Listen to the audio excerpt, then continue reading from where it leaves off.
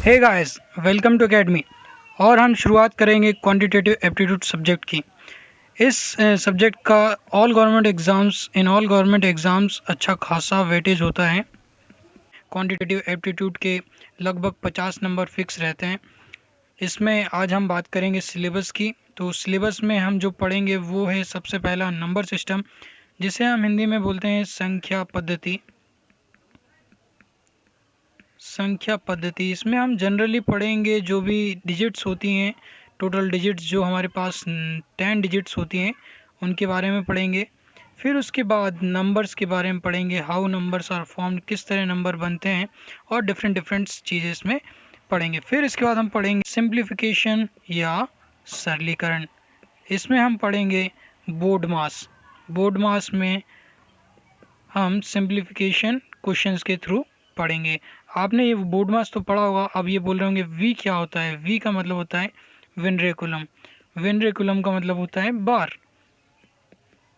बार। ये होता है फ्रैक्शंस में हम इस तरह का साइन देखते हैं, इसको हम बोलते हैं बार, और इसके क्वेश्चंस भी हम इसमें पढ़ेंगे। फिर हम पढ़ेंगे चैप्टर 3 रेशियो एंड प्रोपोर्शन। इसको हम बोलते हैं हिंदी में अनुपात एवं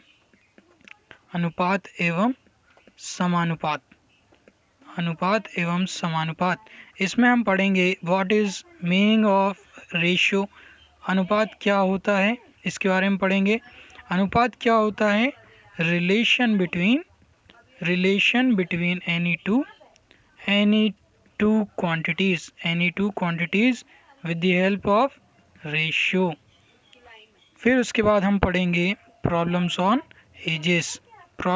एजेस। हमने कक्षा 6वीं से लेकर 10वीं तक हमने प्रॉब्लम्स ऑन एजेस की हुई है।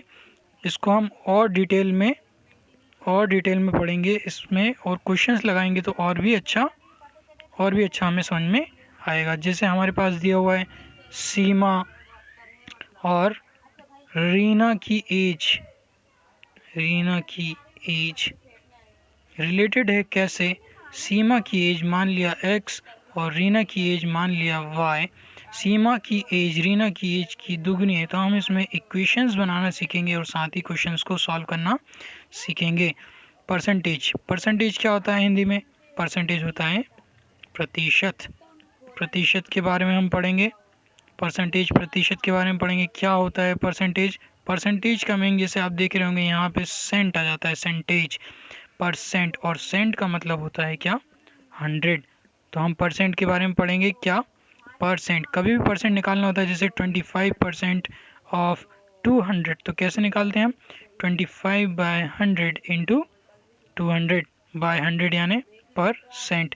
तो इसको जैसे ही हम कैलकुलेट करेंगे तो ये आ जाएगा 2 into 25। How much it will be 50। तो 25% ऑफ 200 इज 50। इसके बाद हम पढ़ेंगे profit and loss. Profit means Hindi में लाभ, लॉस मीन्स हिंदी में हानि। यदि हमने परसेंटेज अच्छे से पढ़ा है तो हमें प्रॉफिट एंड लॉस भी समझ में आएगा, क्योंकि परसेंटेज के बेसिस पर ही हम प्रॉफिट परसेंट निकाल सकते हैं और लॉस परसेंट निकाल सकते हैं। प्रॉफिट क्या होता है? जब भी हम किसी वस्तु को हम क्रय करते हैं, क्रय मूल्य या फिर हम इसको इंग्लिश में क्या बोलते हैं? कॉस्ट प्राइस में जब भी हम किसी वस्तु को कॉस्ट प्राइस से ऊपर किसी प्राइस पर बेचते हैं, यानी ऊपर सेल करते हैं, तो हमें प्रॉफिट होता है। और जब भी हम इसको कॉस्ट प्राइस से नीचे सेल करते हैं तो हमें क्या होता है? लॉस होता है। फिर इसके बाद हम पढ़ेंगे टाइम एंड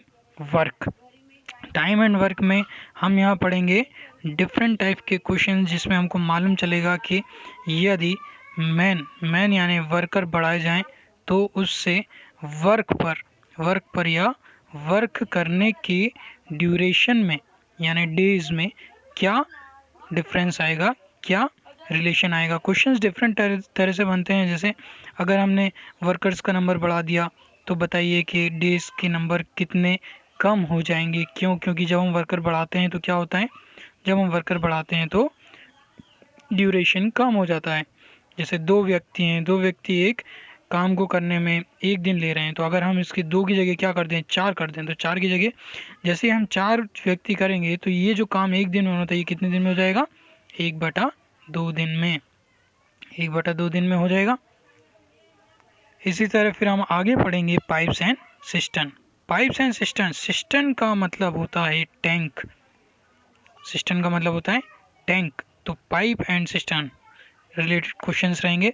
टैंक, जब भी हम टैंक की बात करते हैं तो टैंक हमारे घर में जो टंकी रखी होती है बिल्कुल वैसे ही टैंक उसी पर बेस्ड क्वेश्चन होते हैं।